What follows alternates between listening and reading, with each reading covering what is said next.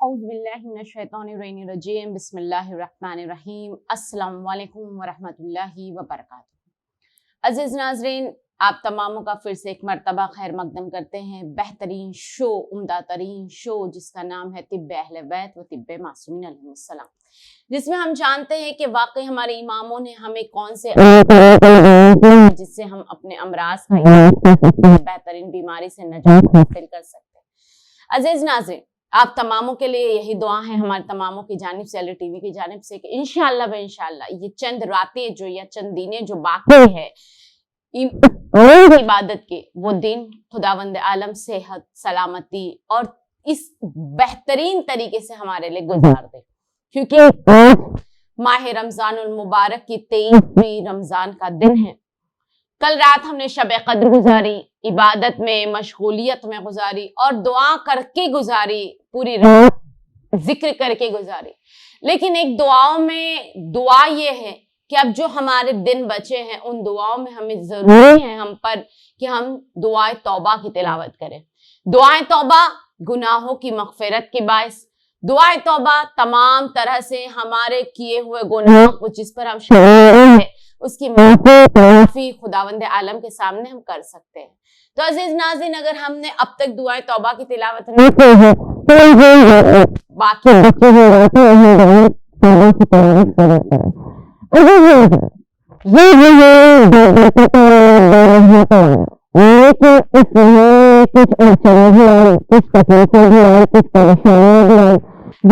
Virus की वजह से हमें अपने घरों में कैद करके रख गई, लेकिन शायद हमारे लिए बेहतर था। और जो आज हम देखें तो हमें अपने हालात हमारे लिए बेहतर हैं, क्योंकि खुदावंद आलम के हम मेहमान हैं। हम खुदावंद आलम की बारगाह में सर को झुकाते हैं, सिजदा करते हैं, दुआओं को मांगते हैं और कहते हैं कि दुआओं में इतनी ताकत होती है कि वो अर्श इलाही को हिला देता है। और हमारी दुआओं के लिए खुदावंद आलम ने हमें ऐसा बेहतरीन महीना किया इन दर्द में, इन तकलीफों में, कि अगर हम इस महीने में दुआ मांगे तो इंशाअल्लाह कबूल होंगी। अजीज नाज़रीन, चूंकि ये महीना अब गुजरने पर है, आखिरी चंद रातें हमारी बाकी है, लेकिन इबादत करने में कमी न करिएगा, बल्कि इन 10 रातों में कोई ऐसी रात है जो शब कद्र की छुपी हुई रात है, जिसका जिक्र सिवाय खुदा के हम नहीं जान पाते कि कौन सी ऐसी रात है जो शब कद्र जिसे कहलाई गई। हमारे सामने 19वीं माह रमजानुल मुबारक, 21वीं माह रमजानुल मुबारक और 23वीं माह रमजानुल मुबारक बहुत ज्यादा मशहूर और मारूफ शब कद्र कहलाई गई। लेकिन बाज रिवायतों में मिलता है 25 रमजानुल मुबारक कहलाई गई, 27 रमजानुल मुबारक भी शब कद्र कहलाई गई और 29 माह रमजानुल मुबारक भी शब कद्र कहलाई गई। अब इनमें रियल शब कद्र कौन सी है वो छुपी हुई है। इंशाअल्लाह ज़माने के जल्लल्लाहु ताला फर्ज और शरीफ के ज़हूर के बाद हमें ये बात पता चलेंगी। लिहाजा इन रातों में भी इबादत करे, अमाल शब कद्र अंजाम दे, तमाम वो अमाल करे जिस तरह से हम अमाल करते चले गए। क्योंकि अजीज नाज़रीन कहते हैं ना, जब हर दरवाजे बंद हो जाते हैं तो सिवाय खुदावंद आलम के दर का हमें कोई दरवाजा नजर नहीं आता। और आज के हालात को अगर देखते हुए हम यही तसव्वुर कर सकते हैं कि खुदावंद आलम, हम तुझसे यही इल्तिजा और यही इल्तिमास करते हैं, दुआ करते हैं, जिस तरह से तूने हर कौम में मदद की है, हर तरह से उनकी तकलीफों को दूर किया है। परवरदिगारा, तुझे इस महीने के बाबरकतियत का वास्ता, तमामों की मुश्किलात को आसान फरमा और जो पूरे वर्ल्ड में ये वबा छाई हुई है इसे तू दफे फरमा।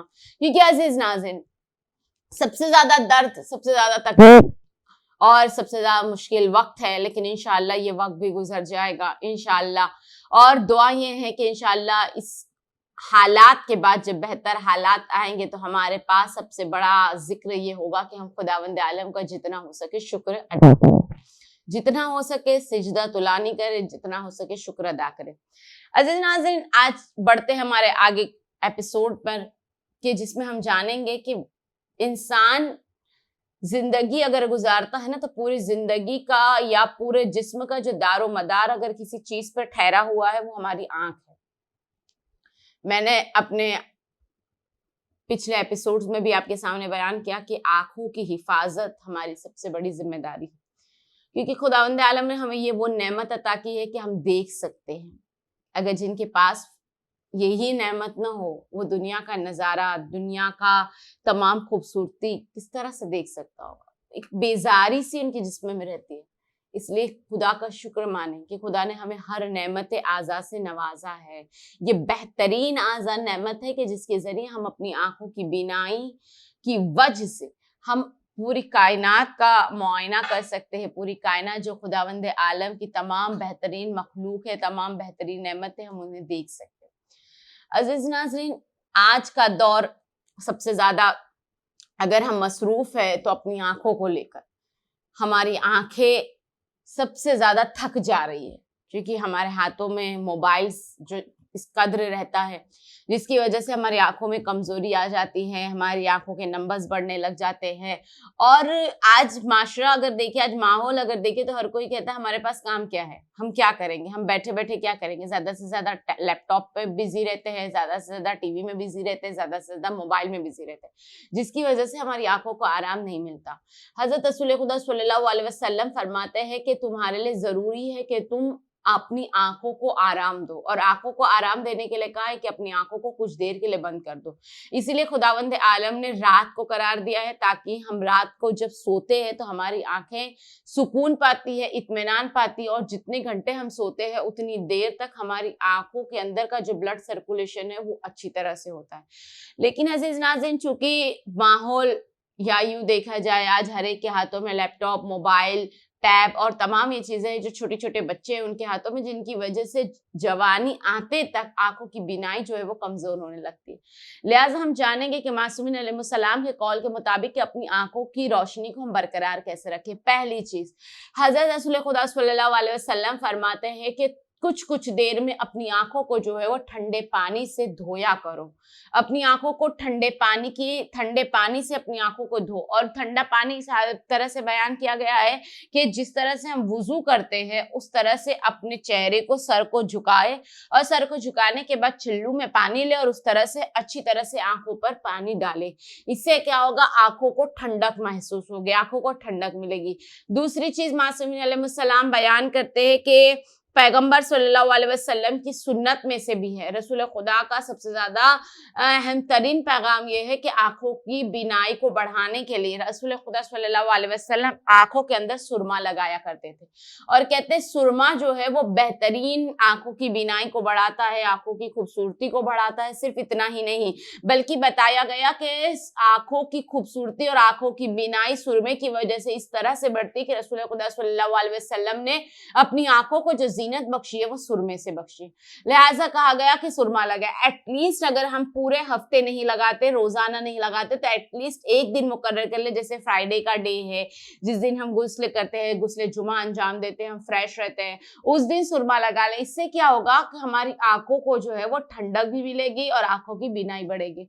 उसके बाद मासूमीन अलैहिस्सलाम का कॉल है कि अपनी आंखों को ठंडक पहुंचाओ। किस तरह से ठंडक पहुंचाए, कहा ठंडी गिज़ाओं, उस तरह से बयान किया गया ठंडी गिजाओं का खाना, जिसमें बताया गया है कि अगर आंखों की बीनाई को बढ़ाना चाहते हो तो कहा गया है ठंडा दूध पीना, दूध को ठंडा करके पीना, इससे भी आंखों की बीनाई बढ़ाई जा सकती। देखिए, ठंडी चीजों से मुराद ये नहीं है कि हम फ्रीज का खाएं, ठंडी चीजों से मुराद ये है कि हम अपने घर के रूम टेम्परेचर पे जो चीजें हो उन चीजों का यूज करना, उसे ठंडा कहा जाता है।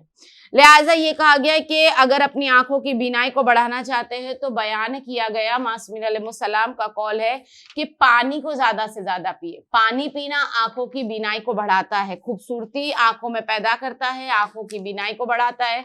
उसके बाद मासूमीन अलैहिस्सलाम फरमाते हैं कि अगर कोई ये चाहता है कि उसकी आंखों की बीनाई बढ़ा दी जाए या बढ़ जाए तो उसे चाहिए कि कुरान मजीद की तिलावत करे। अल्लाहु अकबर, महीना बाबरकत, महीना कुरान मजीद का। जब कुरान मजीद की बात निकली ना अज़ीज़ नाज़रीन, तो मैं आपके सामने बयान करती चलूं।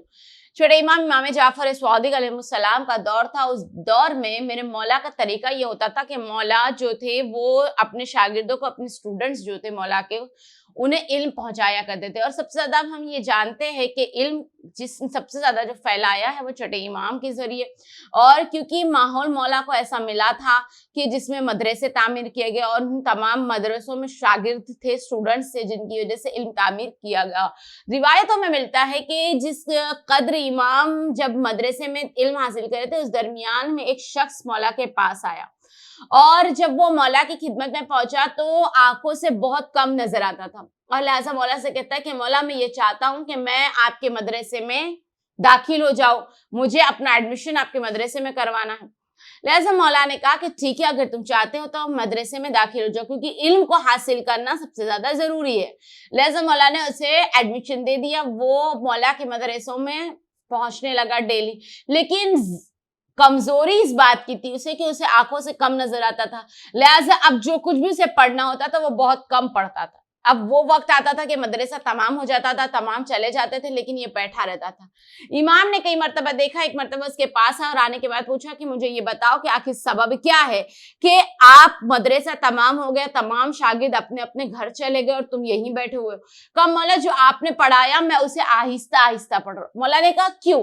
کہا مولا مجھے کم نظر آتا ہے. ایک مرتبہ مولا نے کہا کہ اپنی آنکھوں کو بند کرو. آنکھوں کو اس نے بند کیا. مولا نے اپنے ہاتھوں کی انگلیوں کو اس کی آنکھوں پر رکھا, کچھ دعا پڑھی, اس کے بعد کہا کہ اپنی آنکھوں کو کھولنا اور ابھی گھر جا کے آرام کرو, کل کی صبح نمودار ہوگی تب آ جانا, اور اس کے بعد تم میرے مدرسے میں آ کے علم حاصل کرنا. وہ گھر چلا گیا. دوسرے دن آیا, اسی طرح سے وہی طرح جس طرح سے وہ بیٹھا کرتا تھا اسی طرح سے وہ بیٹھا. اس نے کتاب کو کھولی. اب جیسے اس نے کتاب کھولی اپنے سامنے, تو اس نے دیکھا کہ جو حرف اسے اتنے اسمال نظر آتے تھے وہ حرف جو ہے وہ اسے بگ بگ نظر آنے لگے. 2-3 مرتبہ اپنی آنکھوں کو اس نے مسلنا شروع کیا. پھر دیکھتا ہے پھر آنکھوں کو کہ اس عالم کی تمام جو ہے وہ اور بڑے بڑے ہینڈ رائٹنگز اسے نظر آ رہے. خوف زدہ ہو گیا, گھبرا گیا کہ آخر یہ سبب کیا ہے. مولا کے پاس پہنچا اور کہتے ہیں مولا مجھے یہ بتائیے کہ آپ نے میری آنکھوں پر کیا کیا تھا. مولا نے کہا میں نے کیا کیا تھا؟